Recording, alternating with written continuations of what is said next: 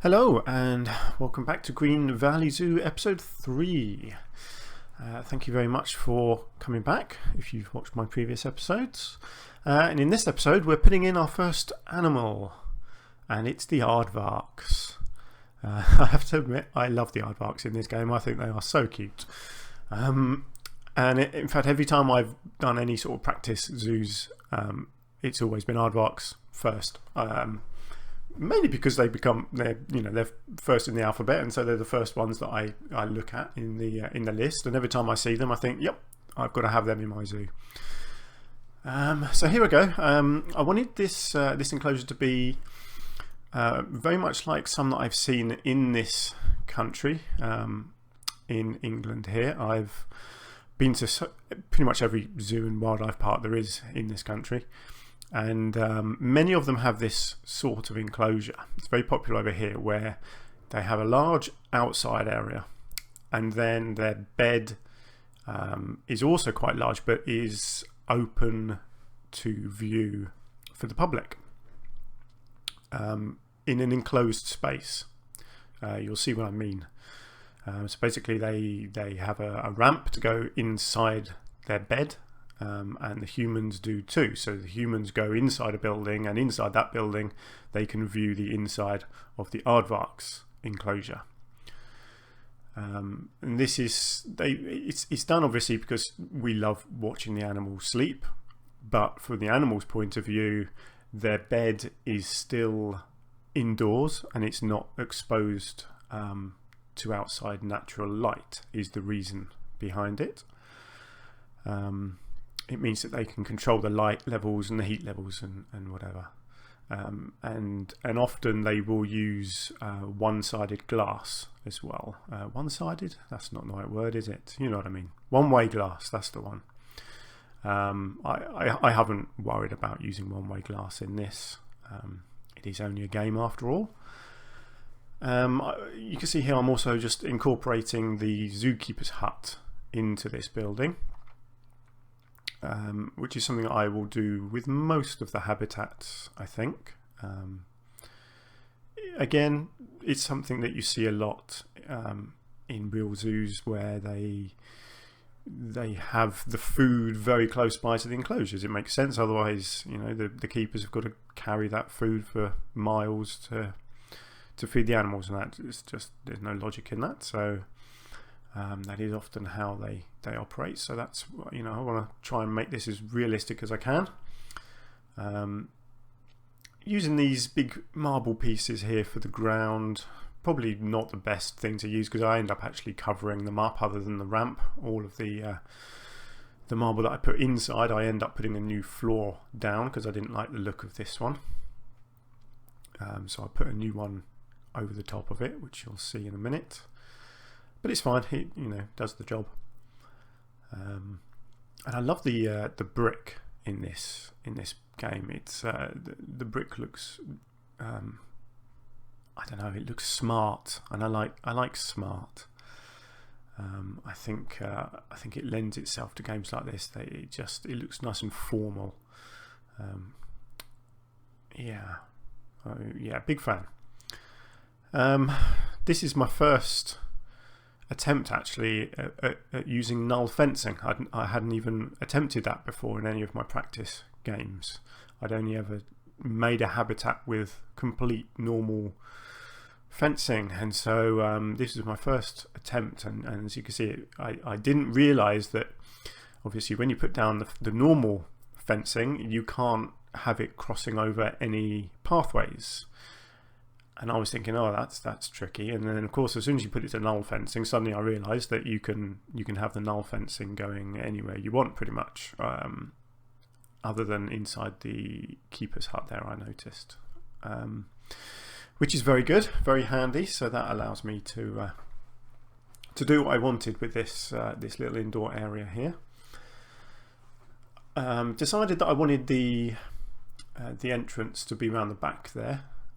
So that I could link it together with the other staff facilities building at the back, which you'll see later on, meant that I had to rebuild a part of the facility building up the back there. I'll show you that in a real-time segment at the end. I love this gravel pathing. I think that's what I'll be doing in this zoo. Even though the gravel pathing is suitable for people to walk on, I'm going to try and use it in such a way that the people will have no reason to walk on it. So hopefully they won't if I open the park and let people in, because I don't like the staff only path. It just doesn't look good at all, and I couldn't be bothered to put it down and cover it up with other things, so I'm trying to avoid it and just use normal pathing, but obviously make it substantially different to the normal public pathing. Took me a few attempts to work out what sort of glass to use in here. A bit of an issue, I think, some of the glass in this game, it's a bit too dirty.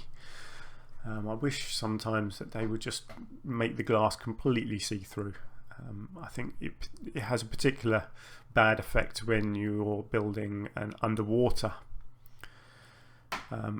enclosure and you're trying to use the glass. That doesn't work at all. Yes, I realised that I'd actually left the zoo open at this point, so the public started coming in. I had to kick them out quite fast, because the aardvarks were already in at this point, just so I could make sure that they couldn't escape at all. So I closed the path and the park. As you can see, an aardvark quickly nipped out there. Cheeky little devil. Yeah, so the glass, I mean, it's fine. It's functional and it works okay, and it looks good once you've put a nice surround in, and eventually once I get the roof put on. I just wish it was a bit cleaner, that's all. I think it'd be nice if you could have different variations of the glass cleanliness. But there we are, you work with what you've got. So yeah, the building came together quite easily. Obviously I kept the front of the building off so that I could build the rest without having to zoom in and out of the walls all the time. Simple roof. This is exactly what I see all the time in zoos in this country. Simple brickwork, sometimes wood, and a very simple roof. It's just felt, essentially, just a sort of a waterproof felt, which is exactly what this stuff is. I always have a few issues with these edging parts. I can never quite work out the best one to use, but I got them in the end. You'll probably see that every time I build one of these buildings. I always try all three of the different types, and in this case I realised that I'd raised the roof one notch too high, so I couldn't use any of them. They weren't matching up, and then I realised what I'd done and sorted it out. But yeah, I like this asphalt roofing. It's simple, does the job, it looks good, looks nice and new and clean. So yeah, I think it came together quite nicely, really. And the secret to any building in a game like this is the building doesn't need to be too fancy. It's what you do around the outside of the building that really matters. And you'll see again in the real-time section of this video that I spent a lot of time putting lots of foliage and decoration around the outside of the building, not actually on the building itself, because it really doesn't need anything once you've done all the decorating around the outside. Put some simple lighting in. Realised that I needed to put a second roof on the inside there, because it just doesn't look good if you look up and see the angled roof from the inside. It doesn't look realistic. And again, just a bit of flooring. I like using ceiling as flooring. I just think it makes everything look so much nicer than the normal pathways. Because realistically it wouldn't look the same as the pathway. They wouldn't tarmac a raised area like this. It would be bricks or something like that, or planks. Education board, again, just I'll be scattering them all over the place. Had a bit of a problem with the benches. Tried putting them in and they were clearly just too low down, so I lowered that flooring down as much as I could, put the benches in. It's not perfect, but it does the job. They don't look too bad. Couple of vending machines as well, because you've got to encourage people to come in. And again, in this country, certainly in England, everywhere you go in these zoos and wildlife parks, there's vending machines all over the place, because they want your money and they know that you need to eat and you need to drink. So you do see them absolutely all over the place. A few little adjustments to the building here. That's the problem when you use the ceiling as flooring, it does stick out the side of the wall, so you do have to separate it as a separate building and just take it in a little bit. It's not a big problem. It gets the job done, doesn't it? I was very happy actually with the building. It came together very nicely. A little bit of bedding down for the aardvarks to keep them happy. And then I'll be moving on to the outside of the enclosure in a moment. Yeah, I wanted to put a water thing in here. Again, they will have natural water outside, but you see this in most enclosures. You will see some sort of natural water source and an unnatural water source, because you never know when the other one might dry up. So it's something that you will see in pretty much every enclosure in every zoo in England, I think. Clearly the aardvarks are happy. They come in and start spending the night inside. Nice to see. And in fact, I think while I was building this, they had a baby. Here it is. Adorable. Absolutely adorable. I wish I could have one as a pet. Lovely little things. I did have to get rid of it, unfortunately, in the end. Although, yeah, I do end up with 4 aardvarks in this enclosure. I know they like to live in pairs, but it was a nice big enclosure, and I've turned animal welfare off because as much as I want the animals to like their enclosures, I'm building this zoo more for the look of the zoo rather than the perfection of giving the animals absolutely everything that they need and want. That doesn't mean I'll be building stupid enclosures that the animals hate and aren't suitable. They will be as appropriate as possible.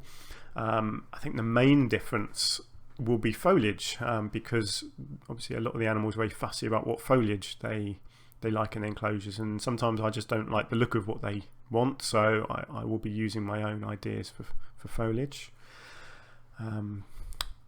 Rock formation at the back here, again, lots of copy and paste there, but once you do that and then you decorate it, I think it looked quite nice actually. I was pretty happy with that. At the back, again, it's all artificial.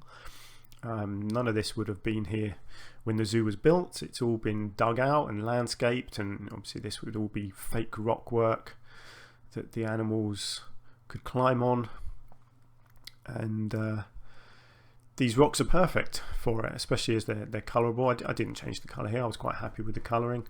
But yeah, I love building these rock formations. The variety that you can get just by sinking the rocks into each other and turning them around and flipping them upside down. I think you can create an infinite number of different looks to the rocks. You just keep moving things around, and then you start to add the foliage as well, and every time you do it, it looks different, and it worked very nicely. I didn't need the animals to be able to actually climb on the rocks here. I was fine with them not being able to, as long as they could get around everywhere else. Here I just wanted to create a small outside bed area for them as well. Again, these would all be fake rocks, but they need lots of places to rest and hide as well. They're quite shy aardvarks actually in real life, so you'd want them to have an indoor area plus somewhere outside where they can be not completely sheltered, but just hidden away a little bit under some overgrowth or whatever. So you'll see I do add plenty of foliage in here now, give them lots of places to hide, and makes it look a bit more natural, although in real life it wouldn't have been natural at all. All of this would have been artificially planted. And these ferns, I just love them, absolutely love them. I'll probably say that every single time I put them down, and you'll get quite bored of hearing me say it, but the plants in this game just look incredible. They really do, and if you use the right ones in the right combinations, it can look incredibly natural. Particularly these ferns and the logs. That's something you'll see me do a lot, is put a fallen log down. Again, it's a fake thing that zoos do. They put logs down to make it look like it's actually a tree that's fallen over, and of course it hasn't. It's been cut down and placed in the pen, but it looks natural, and it's certainly in this game it really does just finish off. It's one of those little finishing touches that makes an enclosure look finished and natural. So yeah, lots of foliage going down. Not too much variation. Lots of ferns, but didn't want too much colour in here. They would eat plants, basically. Aardvarks, if you put flowering plants in, they would just eat them all. Whereas these evergreen ferns, they're not tasty to animals, certainly not aardvarks, and so they wouldn't eat them. And yeah, I think they're just coming to the end of the time lapse here. So I will say farewell, and I will see you again in a minute in the real time section. Okay, here we are in real time. Let's have a look at our aardvarks. They're very happy, I'm happy to say. Right, so on the outside here, I thought this area with the ticket offices was a little bit bland, so I just created some hanging baskets on the wall here. Very simple, just crammed some flowers in. Obviously some of them are turned slightly, so they're sticking out the front, just to make it all look really full up. A bit of variation in each pot, and yeah, just adds a bit of colour and gets rid of the blank wall, which I didn't like the look of. Big pot on the corner again, just crammed full of plants. What's there? 21 plants in that pot. I love doing these. You start with the pot, and then you just layer, and you just keep on putting plants in, raising them up. Again, all these plants in the middle here, they're not starting at the bottom, they start up here, but it doesn't matter because you can't see, and so it just creates this lovely layered effect all the way up to the top, which I really like. Simple flowers all the way along the front, just to disguise the edge of the path, because I don't like the path edges at all. Obviously education boards, lights all the way down here. Ignore everything you can see on the right, because you're not meant to see that until the later video. Yes, and then we've got, here we are, my first attempt at a sign, an Aardvark house. It's a bit childish, but I think aardvarks are a bit of a childish animal, so I think I can get away with that. Again, just some simple foliage in here, nothing amazing. Sunk a couple of these trees into the ground to make them look like bushes. Purposely put them a bit too high, so they're actually covering up a bit of the sign. If you were down at ground level, you wouldn't actually see it, but that's the sort of thing that would happen in real life. Things would grow too much, and if they hadn't been trimmed back, they would block the sign. So a little bit of realism there. Don't think there's a lot going on inside that you haven't already seen. Education boards up the back here. Yeah, quite like that. Plenty of room for people to walk around in there. The main difference to this enclosure is the backstage area. So I've got my little staff path here. Obviously it is a normal path, but there's no reason why the public would go on this, because it doesn't lead anywhere that they would want to go. So again, I've used these lovely rocks down the side here, and some foliage against the wall, again just covering up blank bits of wall, lots of rock work and some lighting, nothing too fancy. I do say that a lot, and I apologise. I will try and stop saying the word fancy, because I keep repeating it and it's annoying me, so I dread to think what it does to you. This over here is the Tamarind Tree, which is a beautiful looking thing, so I just sink that into the ground, and it looks like some sort of a low growing shrub. A few palms, again just lots of foliage here. Try and make it look overgrown but not out of control. Again, it's a backstage area, so it would be low maintenance stuff, so all of this, it's all evergreen stuff. It doesn't need a lot of maintenance at all. It just sort of goes wild and does its own thing. I had to add a ramp in here to connect the pathways. Took a little bit of effort just to fiddle around with this building and get the two connected, but it wasn't too bad. But obviously that's the whole point of having this path here leading up to the backstage door here, and obviously the facilities building up here. And the enclosure itself is pretty much as you saw it, I think. A little bit of detail in the water here again, just a little bit of realism. Just put a vent down there, makes it look like it's an artificial water system with some ventilation or filtration maybe in the bottom there. And I have put 4 aardvarks in here now. I know they don't want to be in a group of 4. They like living in pairs. So if you go into the social, it will say that there's too many. But I've turned welfare off for the sake of what the game looks like. I think 4 aardvarks in an enclosure this size works better than 2. So yeah, that's what I've done. At some point I may turn on breeding so they can have some babies as well, 'cause it's always fun watching the babies run around. But for now, the 4 of them are getting on just fine and dandy on their own, so I will leave them as they are. And that's the Aardvark House. I'm very happy again with how that's turned out. Let's try and get you a nice aerial shot. Yeah, I think that looks pretty good. So as my first animal in the zoo, I am very happy with that. So that's going to do it for this episode. I hope you've had fun. I've certainly had fun talking about it and showing you what I've done. Please leave me a comment if you've got anything to say, whether it's good or bad. I'll take criticism just as much as I'll take compliments. So thank you very much for watching and listening, and hopefully I will see you next time. Bye for now.